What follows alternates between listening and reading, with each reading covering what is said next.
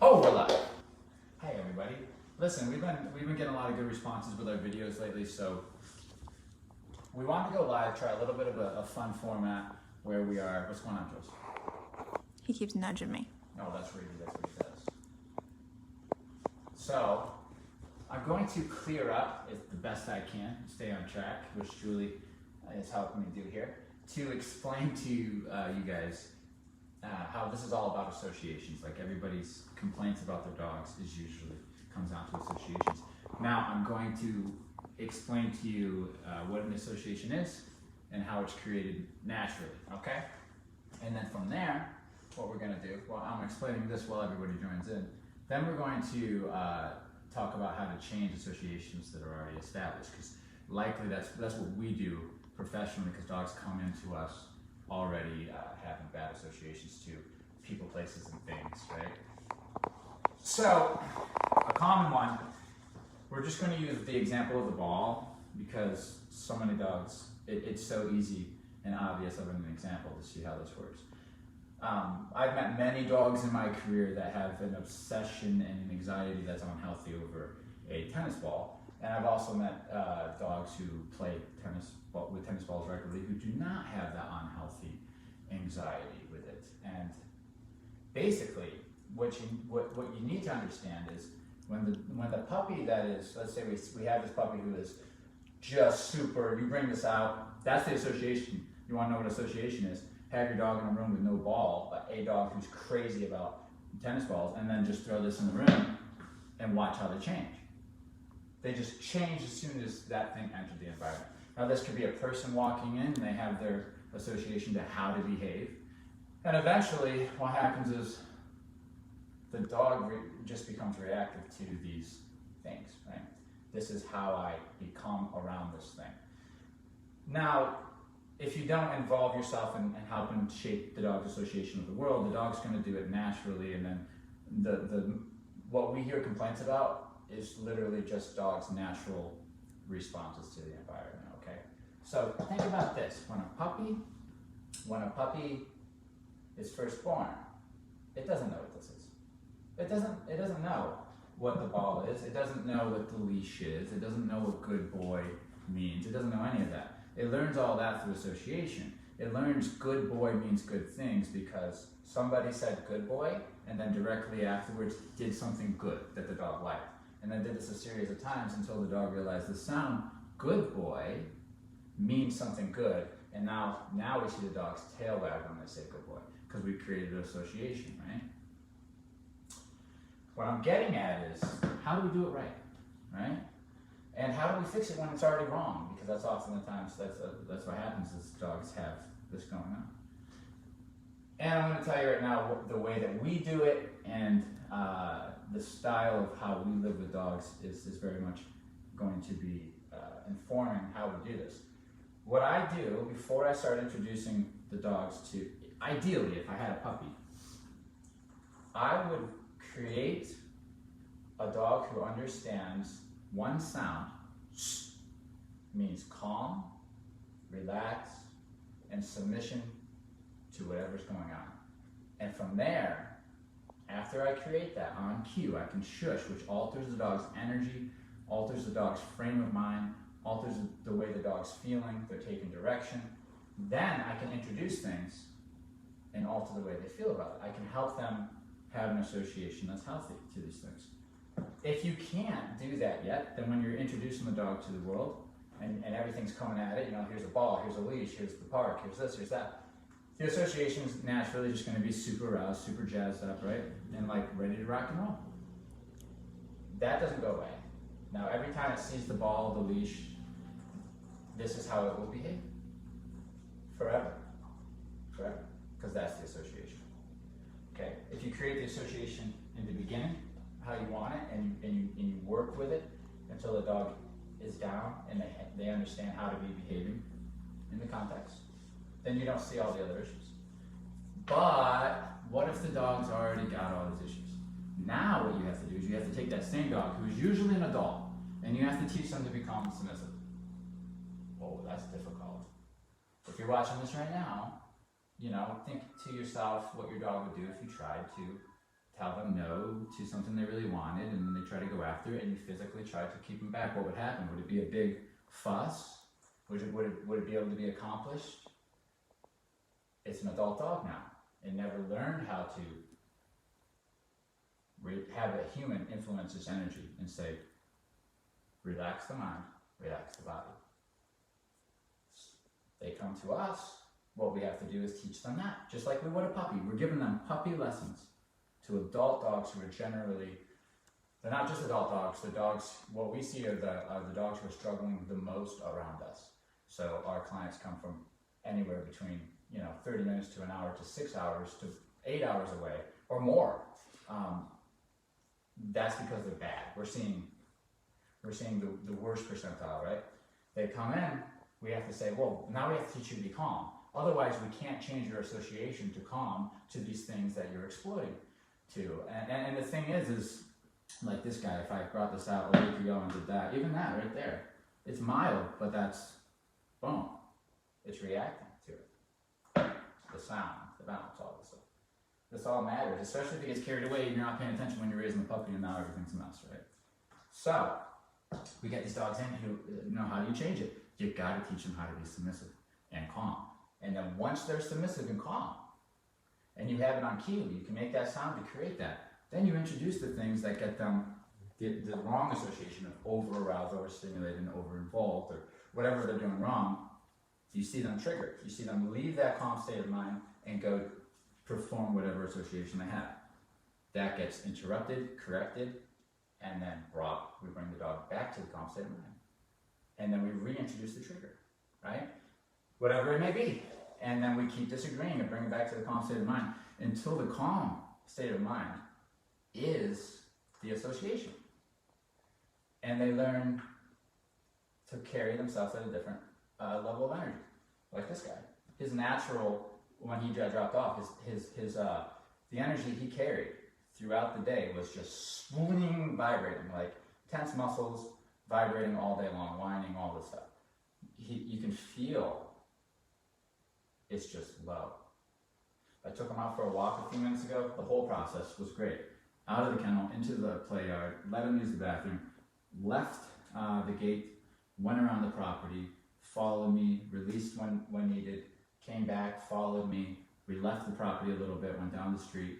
No problems, no whining, came back in, put him on place. Nothing, I haven't heard from him, okay? So that was me working really hard to change his old associations. So the important thing is here, how do you change it? Well, first you have to create something that you want to change. You want to be able to take it to. And what we see is people come in and they never say this, I need you to teach me how to get my dog excited. And he's just too calm. He's just, people come in the door and he's just relaxed. Nobody complains about that. And nobody says, I need my dog to be more excited on the walk. It's just, he's just not excited enough on the walk. We don't hear that. Well, our whole career is based off of teaching dogs to relax and be passive, right? And take direction. So, of course, we're going to say, all right, I need this association to be calm. Because everybody says this. This is what everybody says. I wish he was calmer in the house. I wish he was calmer on the walk. I wish he was calmer when he played. I wish he was calmer than this. I wish he was calmer. Everybody wants to be able to make a noise and see the dog calm down because they know it's useful. Because at some deep level, everybody knows that over-aroused state of mind leads them to making bad decisions. Well, they're making dog decisions, but it's not agreeable with the modern-day human lifestyle. And they know that if they were calm, it would be easier.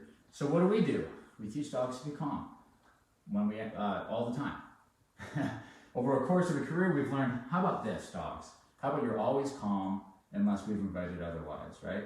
So the big fuss, the big struggle that every dog has when they come here is learning the calm state of mind because they refuse to. They refuse, no, I don't want to calm down, I want to do my own thing. I'm not a follower to humans. I am not domesticated to the level that my humans want me to be, is what it comes down to. These dogs might have been fine if you were on a farm with 300 acres and you've seen it a couple times a day and it lived out in a barn. But we now live in cities, in and we have these animals in our apartments, and we want to walk them where there's a lot of people and a lot of dogs, and we need more control these days. That's why there's demands on trainers like never before, is because dogs haven't changed, humans changed. Humans want to do more with their dogs. They expect more out of their dogs. They want a German Shepherd to live in a New York City apartment or something, multiple shepherds. So you need to be able to go, shh. Even here, I can back myself up on the e-file. Shh. Shh. I'm having some connection issues here. Shh.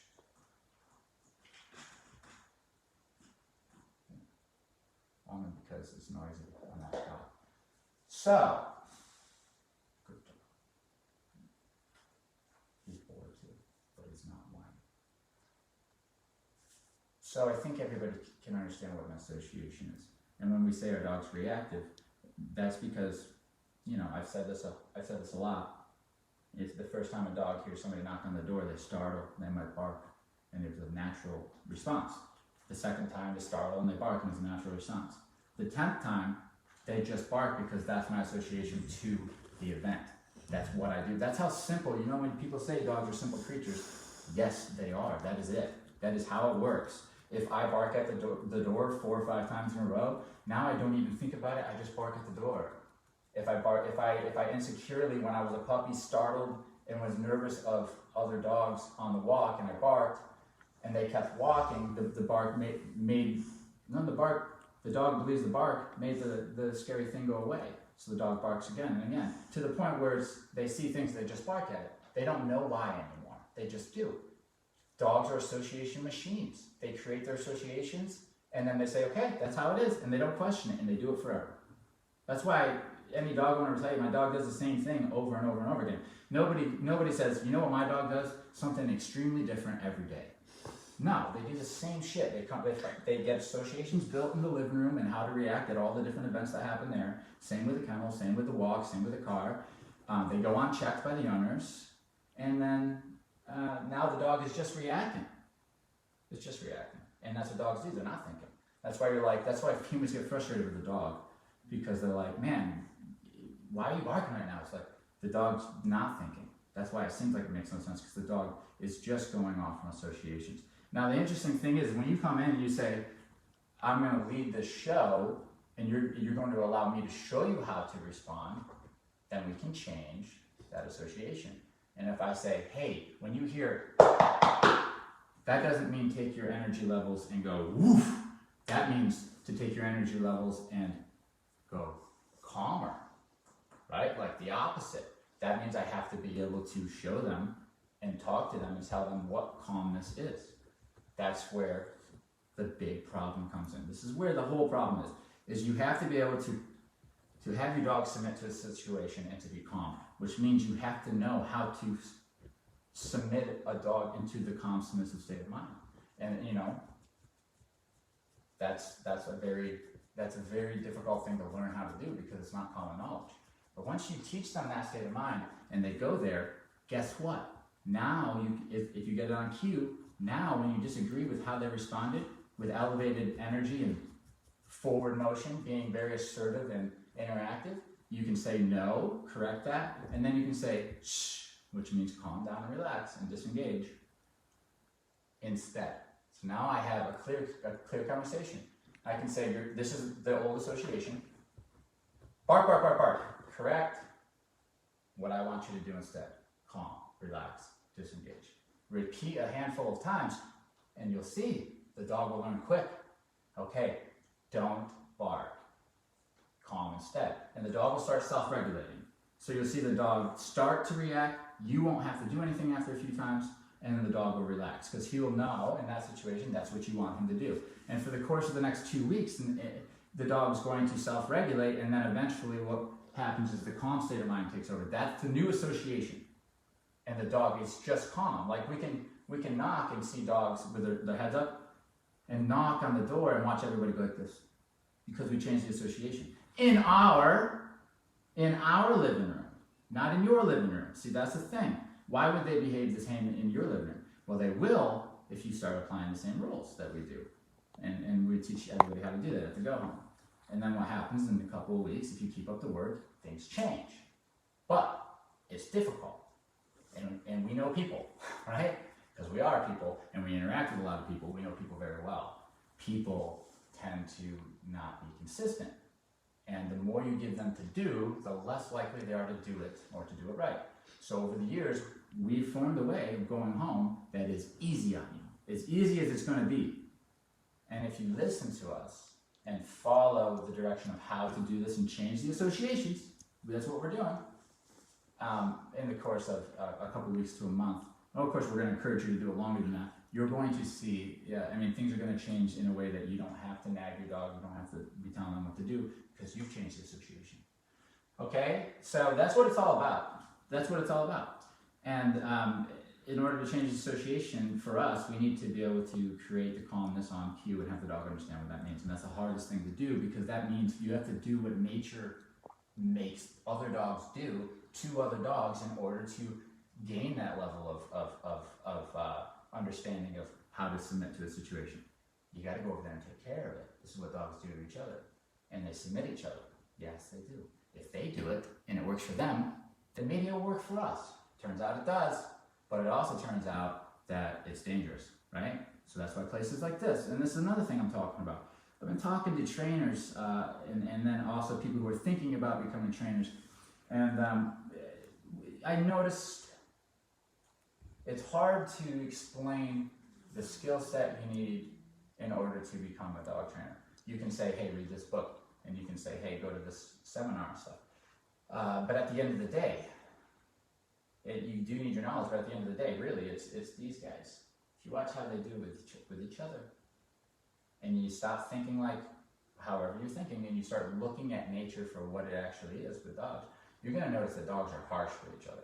And then you're going to notice they play 2 seconds later. And then you're going to watch their relationship with one another if you're really into this and you really want to learn more. And you're going to say, humans don't treat dogs that way. And that's why humans don't get the respect. But I don't want to get on a tangent.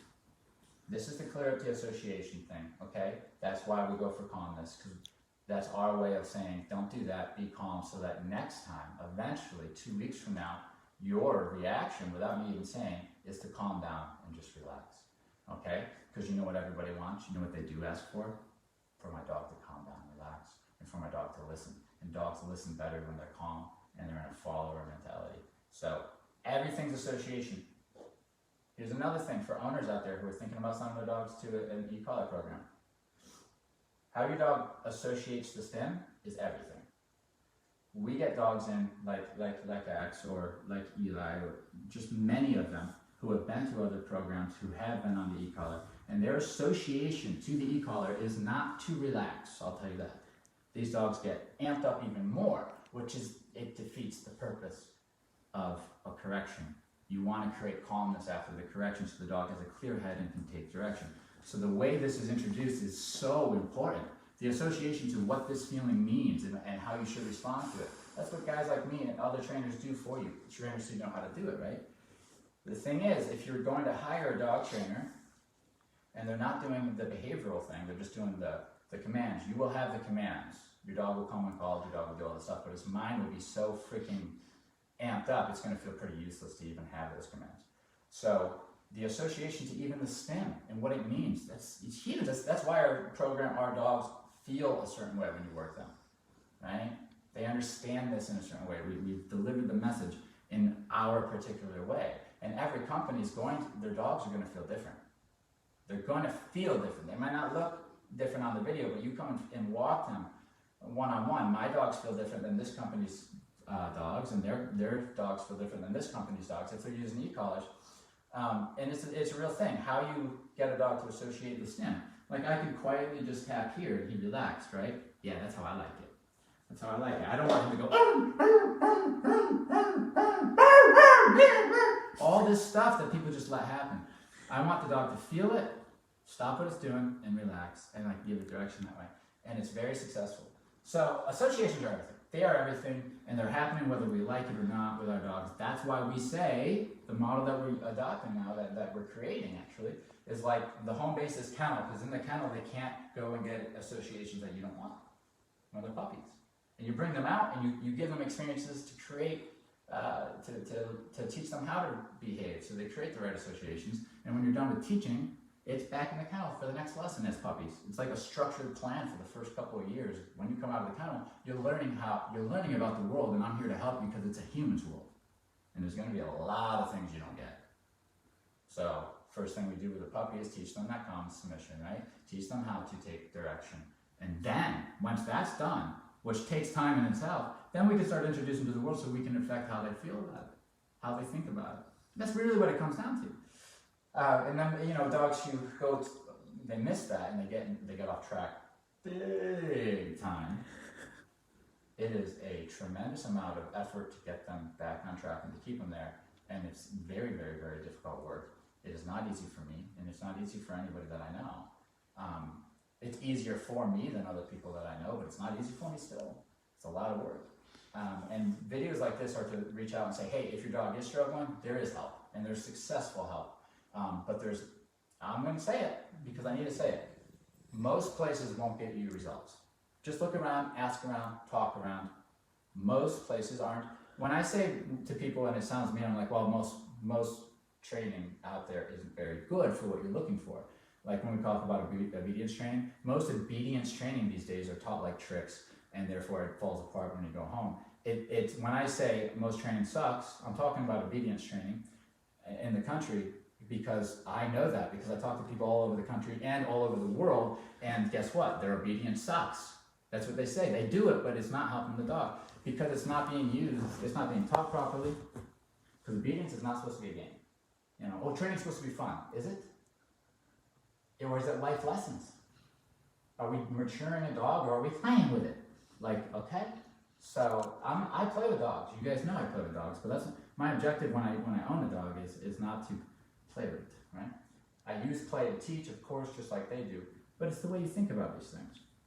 So, where was I right before that? Jules, this is your only job, so hold the camera and keep me on track. She's listening is why you're listening to what I'm saying.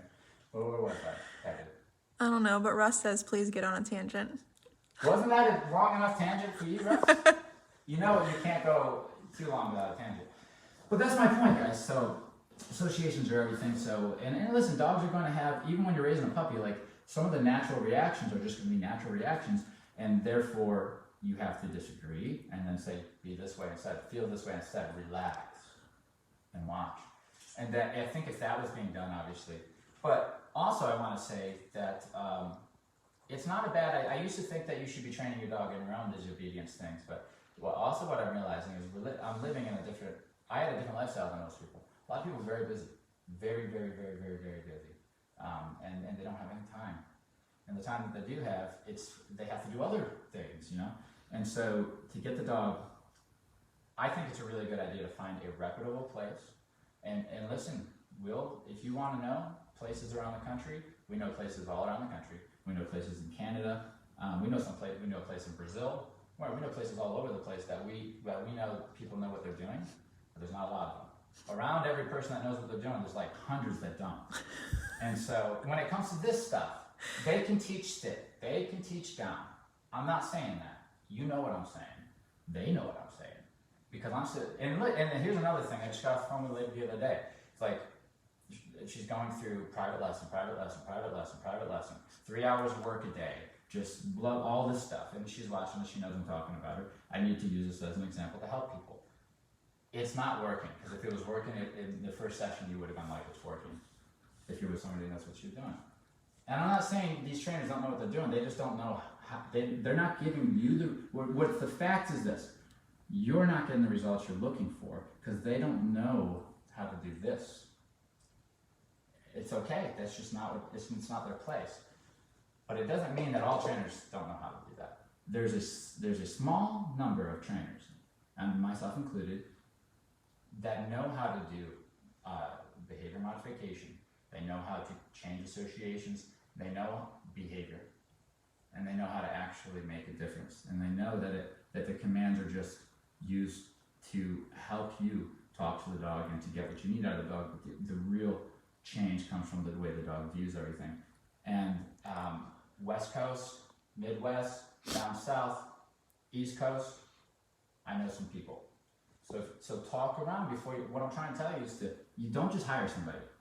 Chances are you hire somebody local, and just talk around. It didn't work. So then we tried this person. It didn't work, and then we tried this person. The next thing you know, you spent all this money you could have just spent. And the reason, and here's the thing.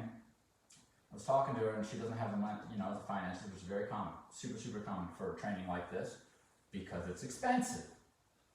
If you look at my prices or people who do this type of work and you see the prices are high and that's what's holding you back, my recommendation is stop spending money on the other stuff that's not working and save up and get it done, because it will work.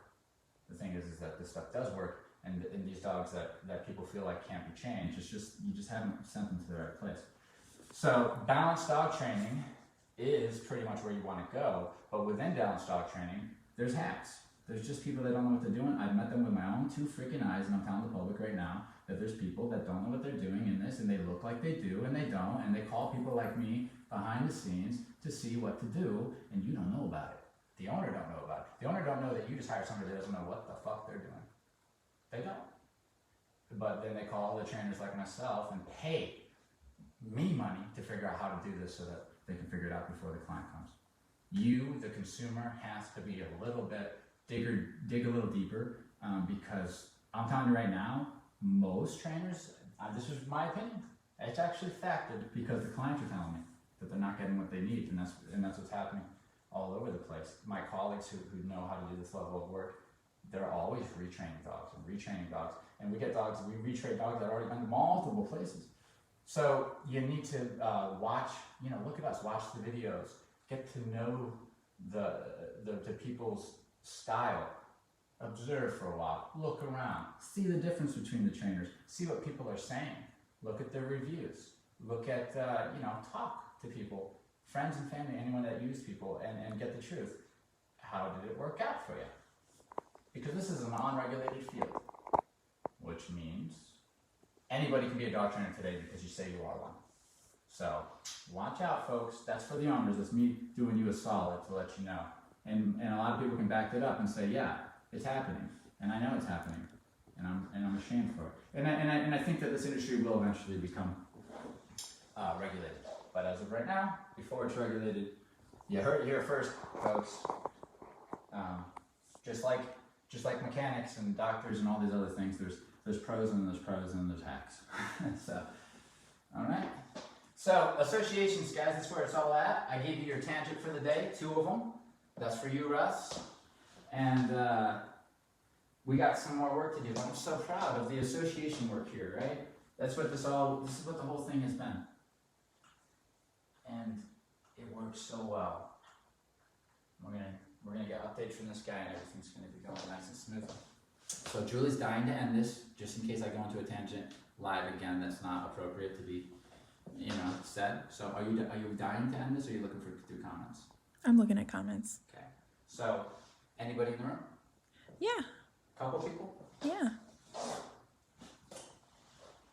Well, All if right. there's any questions, we'll wait a second, see if you got anything. Other than that, on On to the next shepherd. to the next shepherd, right? Bye, guys.